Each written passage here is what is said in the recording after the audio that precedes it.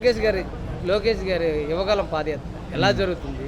మీరు గతంలో చూశారు పాదయాత్ర, మళ్ళీ రీస్టార్ట్ అయింది. బాబు గారు ఏదైతే అరెస్ట్ అయిన తర్వాత మళ్ళీ రీస్టార్ట్ అయిన తర్వాత ఎలా ఉంది? ఇప్పటికి స్పందన ఎలా ఉంది? ఏం చెప్తారు సార్? యువకాలం పాదయాత్ర అనేది ప్రతి ఒక్కరిలోకి దూసుకెళ్ళింది. ఈరోజు లోకేష్ గారు మమ్మల్ని కలవడానికి నేరుగా వస్తున్నారు కాబట్టి ప్రతి వర్గం కూడా తన బాధలను వ్యక్తీకరించడానికి పోటీ పడుతూ ముందుకు వస్తున్నారు. అన్ని వర్గాలు, ఈ వర్గం ఆ వర్గం అని లేదు, మహిళల కాడి నుంచి వృద్ధులు కానీ యువకులు కానీ ప్రత్యేకంగా యువకులు బాగా స్పందిస్తున్నారు. లోకేష్ అంటూ తెలుగుదేశం గవర్నమెంట్ వస్తే లోకేష్ ఇచ్చే హామీలు నిలబెడతాడనేసి పూర్తి నమ్మకంతో అందరూ వ్యవహరిస్తూ అతని మీద ఎక్కడ లేని అసంచల విశ్వాసం చూపిస్తూ యువగళం అని చెప్పేసి అందరూ ప్రతి వర్గంలోకి చొచ్చుకుపోయింది. ఈ చంద్రబాబు ఏదైతే వైసీపీ ప్రభుత్వం చేస్తున్న అరాజకాలు ఎలా ఉంటుంది సార్? ఇది దానిపైన వైసీపీ ఈ వర్గం ఆ వర్గం అన్ని వర్గాలని వంచించింది. అది ప్రతి ఒక్కరికి ఏదో జగన్మోహన్ రెడ్డి గారు ఏదో మమ్మల్ని ఉద్ధరిస్తారని భ్రమపడిపోయి గ్లోబల్ ప్రచారానికి వాళ్ళు ఆ రోజు మాయలో పడిపోయారు జగన్ గారికి. ఈ వాస్తవంలోకి వచ్చిన తర్వాత అతను వచ్చిన అధికారానికి వచ్చిన 6 నెలల్లోని జనాలకు అర్థమైపోయింది. ఈరోజు ఏంటంటే టైం కోసం ఎదురు చూస్తున్నారు ప్రతి వర్గం కూడా. ఎవరు బయటపట్ల మాకెందుకు బయటకు వచ్చి కేసులు పెట్టించుకోవడం తిరగడం అని చెప్పి బాధలతో సామాన్యుడు ఉన్నారు కాబట్టి. అవునండి, అది ప్రత్యేకంగా రాజకీయ నాయకుడు రాజకీయాల్లో తిరిగే వ్యక్తులైతే కనుక స్పందించి బయటకు వచ్చి వాళ్ళు కేసులు కానీ సిద్ధపడి తెలుగుదేశం క్యాడర్ అంతా ముందుకు వస్తున్నారు. కానీ సామాన్య జనం అది బయటికి రావట్లేదు.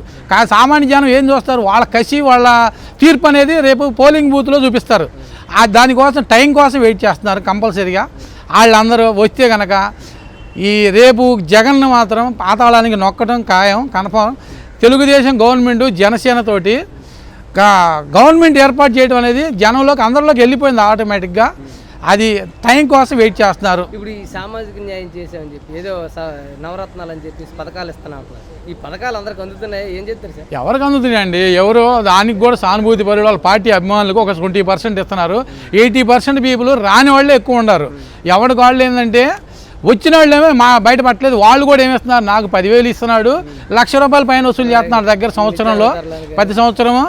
కాబట్టి వాడు ఇచ్చేది గోరంతా, తీసుకునేది కొండంతగా ఉంది. ప్రతి ఎక్కడ లేని ప్రతి ట్యాక్సులు పెంచడం, అతి ఆయిల్, పాపం నిత్యావసర వస్తువులు అయితేమి, ట్రాన్స్పోర్ట్ అయితే, కరెంటు బిల్లులు అయితే కట్టలేని విధంగా పట్టుకుంటే సాగొట్టే విధంగా కరెంటు బిల్లులు. ఇంతకుముందు 200, 300 వచ్చే కరెంటు బిల్లులు ఈరోజు ప్రతివాడికి ₹1,000 నుంచి ₹1,500 దాకా ఎవరికి తగ్గట్లేదు. చిన్న ఏసీ వాడేవాడికి 4,000, 5,000 బిల్లులు. ఇదేం సమ్మర్లో వచ్చినట్టు వస్తుంది ఇప్పుడు కూడా. ఇది చాలా జనంలో మాత్రం చాలా అసంతృప్తితో ఉన్నారు. నేను పెంచను అని చెప్పి నిత్యావసర ధరలు అయితే, కరెంటు బిల్లు అయితే హామీ ఇచ్చాను. ఈ హామీ నెరవేర్చలేదు కదా, ఏం చెప్తారు? నెక్స్ట్ ఎలక్షన్ ఎలా ఉండదు? నెక్స్ట్ ఎలక్షన్ అనేది చంద్రబాబు నాయుడు గారు ఇచ్చిన భవిష్యత్తు గ్యారంటీ అనేది జనంలోకి చొచ్చుకుపోయింది. చంద్రబాబు గారు చెప్పారంటే చేయగలిగిందే చెబుతారు. ఈ జగన్లాగా అన్ని అరచేతిలో వైకుంఠం చూపించే బాపత కాదు చంద్రబాబు నాయుడు. ఎందుకంటే ఆయన ప్రూవ్డ్ లీడర్.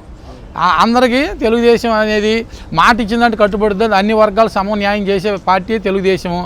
అది ఈరోజు కాదు, ఎన్టీఆర్ గారు పెట్టిన 83 నుంచి కూడా అందరికీ బడుగు బలహీన వర్గాలందరినీ చేదోడు వాదోడుగా నిలబడిన పార్టీ. దాని పరిపాలన కోసమే అందరూ వెయిట్ చేస్తున్నారు. అది అంటే గతంలో 2019లో పాదయాత్రలు ఇచ్చిన హామీలు ఏవైతే నిరుద్యోగ యువతకు జాబ్ క్యాలెండర్ కానీ, పూర్తి మద్యపాన నిషేధం కానీ, అవ్వాతాతలకు రాగానే 3,000 పెన్షన్ కానీ, నాకు 25 మంది ఎంపీలు ఇవ్వండి, పోలవరం పూర్తి చేస్తాను, ప్రత్యేక హోదా తీసుకొస్తాను, ఈ హామీలు ఏ ఒకటి నెరవేర్చలేదు కదా. మళ్ళీ నేను 175 నేనే గెలుస్తాను ఎట్లా అనుకుంటున్నాను?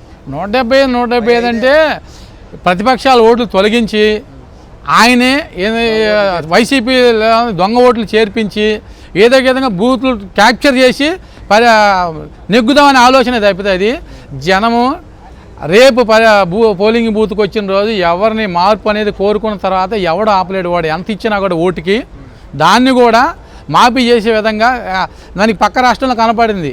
5,000 ఇచ్చిన అధికార పార్టీ తుడిచిపెట్టుకుపోయింది.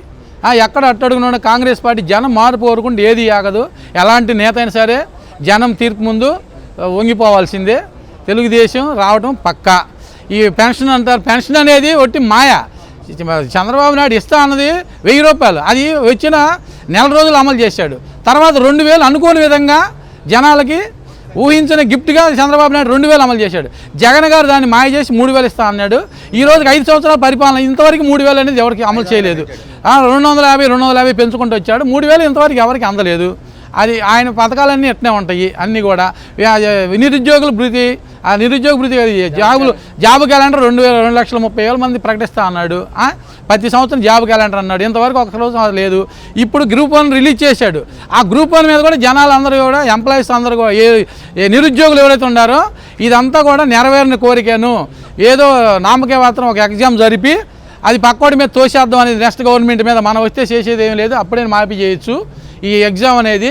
అది ఆల్రెడీ ఇప్పుడు ఇచ్చిన ఫిబ్రవరి 25 అని డేట్లు ఇస్తున్నాడు. ఫిబ్రవరి 25 అనేది ఆల్రెడీ ఎలక్షన్ కమిషనర్ నోటిఫికేషన్ ఇస్తుంది. అంటే ఆ రోజు కోడ్ వచ్చిన తర్వాత ఈ ఎగ్జామ్ కూడా కండక్ట్ అవ్వదు, పోస్ట్పోన్ చేస్తుంది. అంటే పేపర్ ప్రకటన నేను ఇచ్చాను చూపించుకోవడం కోసం ఇచ్చాడు కాబట్టి అది నిరుద్యోగులు కూడా అందరికీ అర్థమైపోయింది. నిరుద్యోగం ఇచ్చేవాడైతే ఇప్పుడు ఇన్ని సంవత్సరాలు ఆగడు, ఎప్పుడో ఇచ్చిన సంవత్సరంలోనే పిలప్ చేస్తాను లెవెల్. ఇప్పుడు అంగన్వాడీ సమస్య చాలా తీవ్రంగా ఉంటాడుతుంది. వాళ్ళ సమాధానం చెప్పలేక వాళ్ళ కోరికలు నెరవేర్చకుండా ఏంటంటే వాళ్ళని బెదిరిస్తున్నాడు. నేను జాబుల నుంచి పీకేస్తాను, మీరు కొత్త వాళ్ళని పెట్టుకుంటాను, నువ్వు లొంగపోతే అని చెప్పేసి వాళ్ళని భయపడుతున్నాడు. వాళ్ళది అందరు ప్రతి వర్గం, ప్రతి ఎంప్లాయీలు, టీచర్లు కానీ అందరు NGOs జీతాలు పడక ప్రతి ఒక్కడికి రగిలిపోతానే ఉన్నారు. అందరు టైము జస్ట్ టైం కోసం 3 మంత్స్ కోసమే. ఇప్పుడు వరకు జనంలోనే ఉందనుకున్నారు. జనంలోనే కాదు, వైసీపీ లీడర్లో కూడా అసంతృప్తి ఏ స్థాయిలో ఉందనేది మనం వారం 10 రోజుల నుంచి చూస్తానన్నాం. ప్రతి ఒక్క లీడర్ బయటకు వస్తున్నాడు, వాళ్ళలో అసంతృప్తి ఉంది. జగన్ మీద తిరుగుబాటు అనేది వాళ్ళే చూస్తాం. ఇంకా రాబోయే 4 రోజులు భయంకరమైన సంక్షోభాలు వైసీపీ నుంచే చూస్తాం మనం. ఆ లీడర్లు ఎన్నిదోలుగా నిలబడతారు రేపు జనానికి, అది మనం ప్రత్యక్షంగా చూస్తాం. అది